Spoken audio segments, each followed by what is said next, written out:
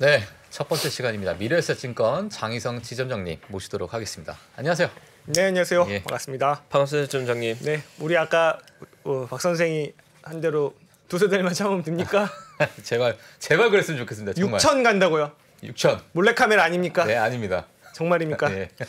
제발요. 기다리겠습니다. 오늘 사실 미국 휴장이에요. 그러니까요. 열어도 될 것 같은데 선물 보면. 그러니까요. 아닌가 또 시작은 예.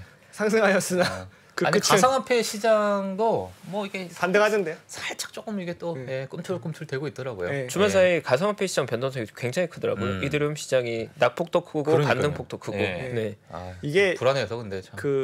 이거 사실 끝에 하려고 해서 아마 시간 안 돼서 못할 줄 알았는데 그냥 먼저 좀 말씀드리면 예. 이게 지금 요 가상화폐 시장은 청산과의 전쟁이에요. 청산과의 이제 전쟁. 담보 부족인 거죠. 예, 주식으로 치면. 예. 그러면서 이게 각 기관이나 디파이 업체들의 청산 가격 얼마까지 떨어지면 이게 이제 반대 매매가 나간다는 게 다 공개가 돼 있어가지고 사실 의도적으로 떨어뜨릴 수도 있고 보면은 지난번에 뭐 셀시우스 말씀드렸는데 걔네는 좀 무리하게 단가를 낮췄는데 뭐 들리는 걸로는 고객 자산으로 자기네들 청산 막기 위한 단가를 낮췄다 뭐 이런 얘기가 나오고 있고요. 예.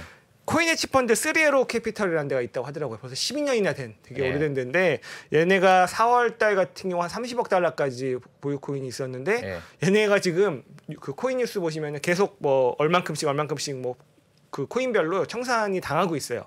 아, 지금. 반대 매매가 네, 일어나고 계속 있어요? 청산이 나오고 있어요. 그래서 뭐 이더리움도 뭐 한꺼번에 뭉탱이로 막 이런 코인별로 지금 뭉탱이로 나오고 있어가지고 얘네 지금 파산설까지 좀 있고요.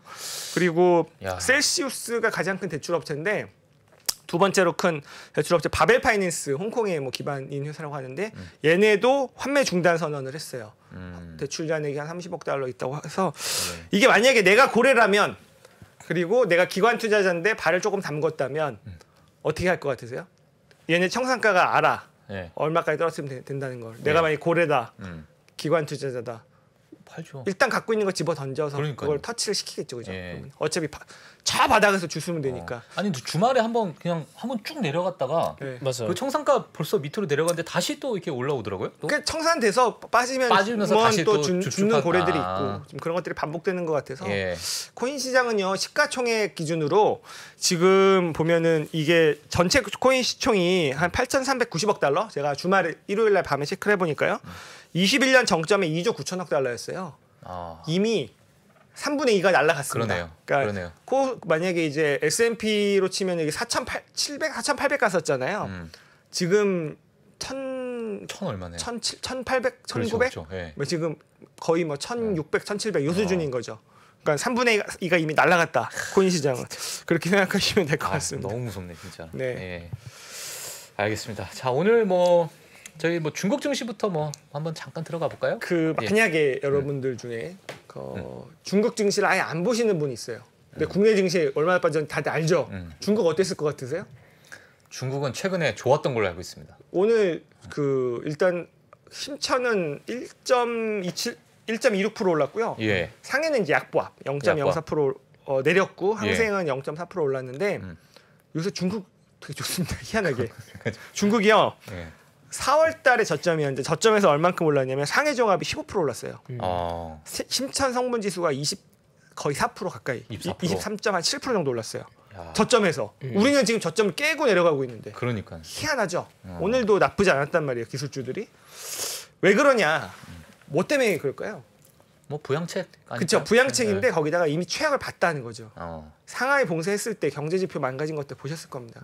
이미 최악을 봤고 거기다가 지금 경기 부양책에 총력 집중을 하고 있고 6월 1일부터 15일까지 그 인민은행에서 살포한 현금이 전년의 같은 기간보다 4배 증가해서 유동성 좀 퍼붓고 있고요. 돈을 왕창 찍어내지는 않겠다라고 리커창이 얘기는 했지만 거기다가 좀 정책이 경제 우선순위로 바뀌고 있죠. 그러면서 공동부유랑 플랫폼 규제도 조금씩 한 발씩 빼고 있단 말이에요. 이런 것들이 맞물리고 있는데 근데 그럼 역시 바닥을 보고 경기부양책 쓰면 증시는 바닥을 찍는구나라는 걸 보여주는데 얘네가 경기부양책을 쓸 수 있는 데는 얘네는 지금 물가로 신음하지 않고 있죠. 소비자 물가는 아직까지 2%대 그리고 PPI 생산자 물가도 떨어지고 6%대까지 떨어졌고 이런 것들이 있는데 사실 경기는 중국이 제일 안 좋을 것 같아요. 아마 유럽도 안 좋지만 그래서 만약에 아예 중국 증시를 아예 안 보시는 분이라면 모르겠는데 저는 사실 중국 증시 별로 기대 안 했거든요. 근데 벌써 저점에서 심창 23% 올랐어요. 바닥 찍어서 투자할 수 있었을까요? 그러니까. 아니 근데 그때 당시에 그 리커창 총리였나요? 예. 맞아요. 뭐 부양책 얘기를 했는데 그때 당시에 주가가 완전 바닥이었잖아요. 근데 지금 와 보면 바닥이었고, 그죠? 부양책을 했고, 한다고 이제 발표를 했고, 여러 가지 뭐 33가지. 샀어야죠. 뭐 그러니까 그쵸, 만약에 중국 지금 와 보니까 너무 당연한 상승이었다고 막 느껴지는데. 그렇죠. 노리고 있던 분들은 근데 그 여기서 또 한번 우리가 얻는 교훈은 뭐냐면 지금 국내 증시 말할 것도 없고 미국 증시 너무 힘들잖아요. 바닥은 우리가 모르게 이렇게 지나가 버립니다. 그거를 바닥은 모르게 지나가 버려요. 그래서 지금 상해 종합이 어느덧 3,300이에요. 2,800까지 빠졌던 게. 그러면은 만약에 3,000에 운 좋게 파신 분이 2,800까지 보면 뭐라고 합니까? 역시 잘 팔았네. 잘 팔았네. 지금 얼마라고 3,300 만약에 이렇게 이게 항상 중국 증시가 앞서서 보여줬죠. 지금 모든 거를 코로나도 뭐 지들이 먼저 나빠서 먼저 빠지고 먼저 극복하고 다시 또 먼저 나빠지고 이런 것들을 반복하고 있는데 어쨌든 이게 다른 증시에서도 언젠간 적용이 될 겁니다. 지나고 나면 한 10%, 15%, 20% 올랐는데 그때가 바닥이었네라고 하지 않을까. 그러니까요. 지금 가뜩이나 힘들어서 뭐 바닥 잡고 이런 것도 못해 그냥 지나고 보니까 이렇게 올라 있는 거죠. 다른 데도 분명 그런 게 나타나지 않을까 생각은 하고 있습니다. 알겠습니다. 그다음에 저희 뭐 미국 가면요. 미국은 오늘 휴장인데요. 작년에 만들어진 휴일입니다. 이게 이제 작년에 공식적으로 지정해져서 11번째 연방 공휴일인데요. 준틴스라고 해요. 준틴스. 노예 해방 기념일이라고 하던데 6월 19일입니다. 6월이 준이고 19일이 19th 합쳐서 준틴스. 발음은 여러분 구리니까 죄송하고요. 6월 19일 어제잖아요. 그렇죠. 일요일이어가지고 오늘 대체로 쉬는 거고 노예 해방 기념일인데 왜 이제서야 쉬느냐? 사실 이게 이미 49개 주와 워싱턴 D.C.는 이미 주 공휴일로 쉬고 있었고 사우스 다코타 주만 아직까지 휴일로 지정을 하지 않고 있었대요. 근데 이번에 연방 휴일, 작년에 연방 휴일로 지정을 했고 왜 6월 19일이냐? 사실 그 남북 전쟁하면서 1865년 4월 9일 남부 연합군이 항복을 합니다. 사실 그때 노예는 해방이 된 거죠. 근데 이게 텍사스에 이제 끝까지 저항하는 세력들이 좀 있었다고 해요. 그러면서 이런 것들을 좀 진압을 하고 6월 19일 날 텍사스 갤버스틴에서 이게 미국 노예 중 마지막으로 노예 해방 소식을 들었대요. 그때 가서 이제 북부군 이제 뭐 사령관이 얘기를 하는 거죠. 여러분들은 해방됐습니다. 이게 6월 19일이라서 그거를 기념한다고 합니다.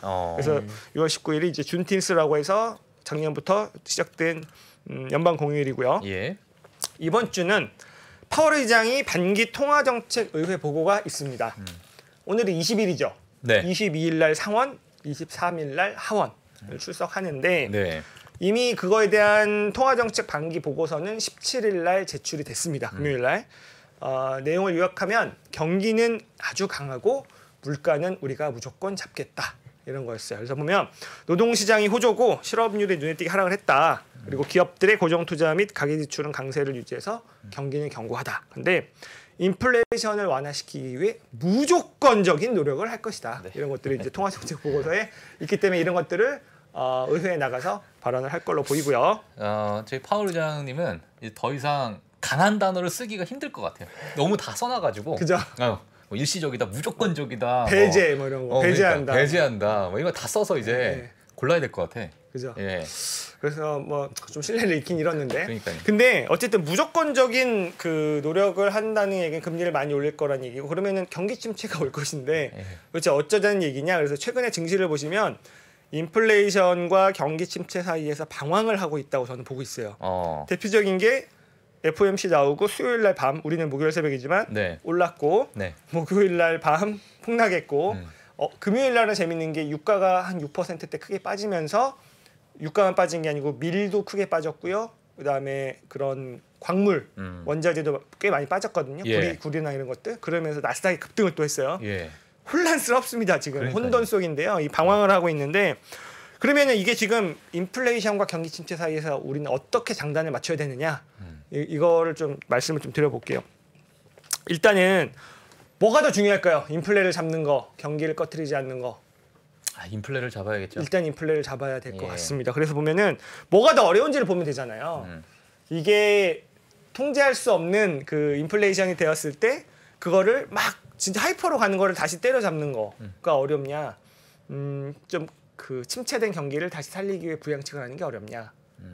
당연히 전자가 어렵습니다. 그래서 경기가 침체가 되면 경기 침체는 많이 있어 왔기 때문에 거기서 강하게 부양책을 하면 돼요. 지금 어디가 보여주고 있습니까? 중국이 보여주고 있잖아요. 시장은 먼저 살아난다고. 그렇죠. 경기는 아직도 경기 제일 안 좋아요, 거기가. 그래서 그러면서 경기 부양은 이제 물가만 잡히면 다시 할 수 있다는 겁니다. 이제 미국이나 이런 데도. 근데 어차피 경기는 좋아졌다 나빠졌다를 반복하고요. 한 번은 나빠질 필요가 있다는 주장도 있어요. 옥석을 가리기 위해서. 그거를 대표적으로 주장하시는 분이 일론 머스크입니다. 한 2, 3주 정도 된 것 같은데 경제적 관장이라는 얘기를 하시면서 좀 사실 망할 기업도 망해야 되고 이럴 때 그래야지 또 건강한 경제가 된다 이런 얘기를 하신 분들이 있어서 어쨌든 경기 침체가 오더라도 짧게 와서 부양만 해주면 되는데 그럼 물가가 얼마나 빨리 잡히느냐가 관건이겠죠.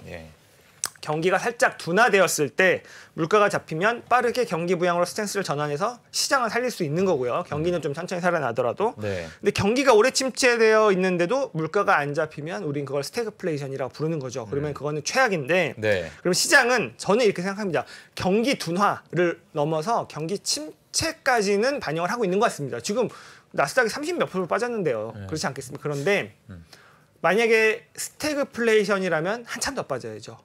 고점에서 한 반토막까지는 각오를 해야 되는데 그럼 스태그플레이션이 올 거냐 안 올 거냐만 보면 되는 거 아니에요. 경기 침체는 스태그네이션이잖아요. 그래서 경기 침체에서 물가도 안 잡히는 이게 나올 거냐만 봐야 되는데 좀 가능성은 낮진 않나. 왜냐하면 경기가 나빠지면서 물가가 잡히고 있는 게 보이거든요. 금요일 날 나온 게 그거잖아요. 수요가 둔화될 것 같으니까 유가도 빠지고 밀도 빠지고 광물도 빠지고 이런 것들이 좀 나오기 때문에 좀 그렇게 봐야 될 것 같습니다. 그런 신호를 약간 긍정적으로 좀 저희가 봐도 되는 거겠죠? 유가가 빠지고 이런 부분. 그러니까 시장 귀걸이 코걸이긴 한데 지금은 일단은 빠지는 게 좋아요. 유가는 지금 무조건 빠지는 게 그러니까 원유 관련 기업을 제외하고 에너지 기업을 제외하고는 좋을 것 같습니다.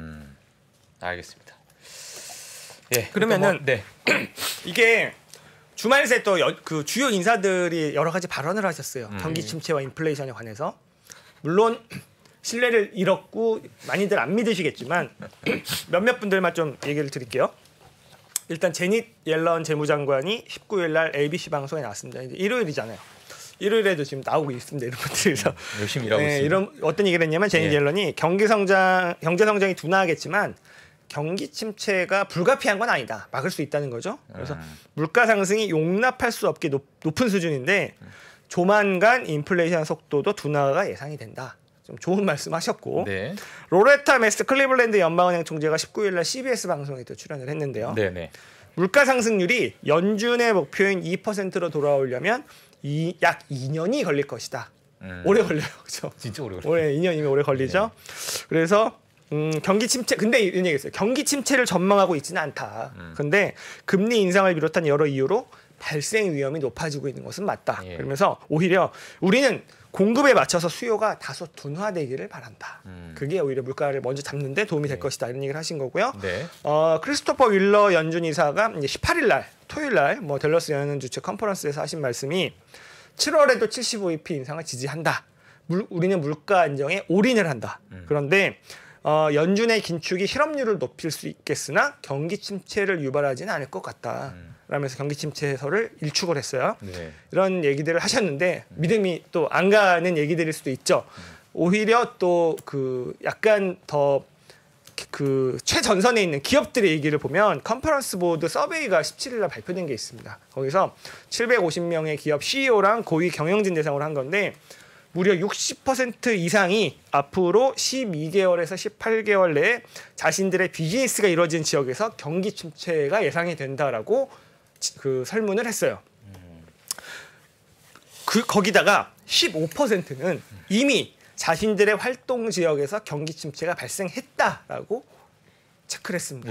근데 이 조사가 더 무서운 거는 5월 달에 이제 데이터로 서베이를 한 거라 자이언트 스텝이 올라가기 인상하기 전에 결과인데요. 근데 참 이 조사에서는 이런 건 있는 것 같아요.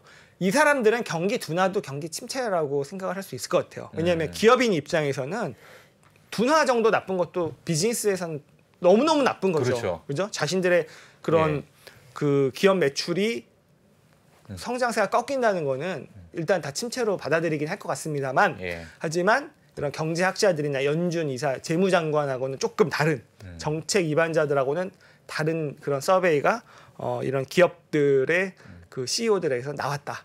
그래서 어쨌든 물가 인플레이션, 그다음에 경기 침체 이 사이에서 시장은 방황을 하고 있고 지금 언제는 또 경기 침체 때문에 빠졌다가 언제는 또 물가 때문에 빠졌다가 근데 일단은 장기적으로 봐서는 경기 침체가 일시적으로 오더라도 물가부터 빨리 잡는 게 먼저지 않을까라는 생각은 들긴 듭니다. 예. 참. 그러니까 사실 기업 입장에서는 이미 경기 침체야. 이미 체감하고 있는 거죠. 그렇죠. 예, 왜냐면 몇십 년 동안 내가 운영을 했는데 기업을. 근데 벌써 내가 느끼는 것처럼 이거는 정말 심각하다. 하지만 연준에서는 아직 경기 침체가 아니다. 그렇죠. 참 이게 그리고 750개 기업 중에 인플레이션을 이기는 기업은 소수겠죠. 그렇죠. 그죠? 대부분은 적응을 못 하겠죠. 근데 우리가 투자하는 기업이 750개 기업에 골고루 퍼져 있지는 않겠죠. 우리는 그걸 이겨내는 소수의 기업들을 발굴을 하고 아니면 그런 것들을 보고 있는 거기 때문에 또 주식 시장과 이런 전반적인 광범위한 기업 서베이는 좀 또 다를 수도 있죠.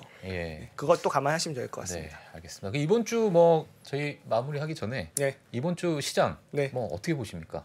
이번 주요? 뭐 좀 일단 유가가 모든 것일 것 같고요. 그 사실 또 이게 우리가 보는 뉴스가 그 바이든이 빈살만을 만난다 안 만난다 맞아요. 자꾸 바뀌는데 최근 버전이 또 안 만난다예요. 그죠? 주말에 나온 뉴스는 그죠? 만난다 안 만난다 계속 바뀌고 있는데 이제 계속 실무진에서 협상이 됐다 안 됐다 하는 거죠. 그게 제가 볼 땐 전부일 것 같아요. 지금 시장에서 특히 나스닥 그 중심으로 보실 때 단 하나만 봐야 된다면 유가만 보면 되는 겁니다. 유가만? 유가가 떨어지면은 만사 형통입니다. 지금 일단 원유 기업들 제외하고 그분들은 좀 힘들 수 있겠지만 완전 반대로. 그래서 금요일에는 그 에너지 기업들 좀 많이 빠졌잖아요. 맞아요. 그래서 유가가 전부일 것 같고 뭐 잡힐 수 있는 옵션은 있는데 그게 우리 맘대로 안 되죠. 그러니까요. 어쩔 수 없습니다. 알겠습니다. 그냥 물 떠놓고 기도하면서 제발 우리 바이든 형아 살만 형아 제발 좀 화목하게 친해지길 바래 그겁니다. 알겠습니다. 저희 이번 주는 좀 유가에 좀 집중해서 한번 시장을 지켜봐야 될 것 같습니다. 자, 지금까지 또 너무 좋은 말씀해주신 미래에셋증권 장인성 지점장님, 너무 감사합니다. 네, 고맙습니다. 네, 감사합니다, 지점장님. 네, 저희 장인성 지점장님이 저희 글로벌 라이브의 그 유머맨, 유일한 웃음이 많은 남자인데 최근에 좀 그조차 웃음이 없어졌어요. 유머를 줄이는 게 아니라 아예 안 하고 있어요. 웃을 일이 없다는 거죠. 그렇죠. 많이 힘든 장입니다. 여전히 많이 노이즈는 있긴 하지만 그래도 저희가 팩트들 잘 체크하면 가야 될 것 같고요. 뭐 유가가 주목해야 될 팩트라는 건 저 역시 동감하는 의견이고 역시나 처음 시장의 불안이 인플레이션 불안감이었기 때문에 인플레이션 피크아웃이 중요한 지표가 될 것 같다. 그 핵심이 유가가 있는 것 같습니다. 곡물 가격은 아마 구조적인 문제 때문에 올해는 만만치 않을 것 같고요. 그러니까요. 내년 정도 봐야 될 것 같고 유가가 그나마 좀 변화에 대한 기대감이 있지 않을까. 제발 좀. 제발입니다. 제발. 아직 희망의 끈끈을 놓지 않고 있습니다. 알겠습니다. 저희 잠시 광고 보고 와서 또 2부 초상증권 박상준 이사님 바로 모시겠습니다. 미국, 중국, 러시아 이런 나라들의 움직임에 대해서 관심이 어느 정도 생겼는데 거기에서 우리는 과연 뭘까? 우리는 체스판의 말이 아니다라는 생각을 좀 해보면 좋겠어요. 어떻게 생각하세요? 우리 편 누굴까를 좀 더 고민할 수 있지 않을까 싶어요. 뒤집어 질문을 해보면 그러면 아시아에는 우리 친구가 있을까요? 제가 지구본 연구소 진행하면서 사실은 되게 마음에 걸리는 이만한 짐이 하나 있어요. 우리 옆에 있는 동남아를 내가 모른다. 우리가 처해 있는 아시아라는 지역을 자꾸 방관하고 유럽이나 미국의 어떤 시각에 맞춰가지고 그런 이제 개별적인 지식 이런 것들이 묶여가지고 큰 흐름들을 만들어내는 이야기, 그런 경험.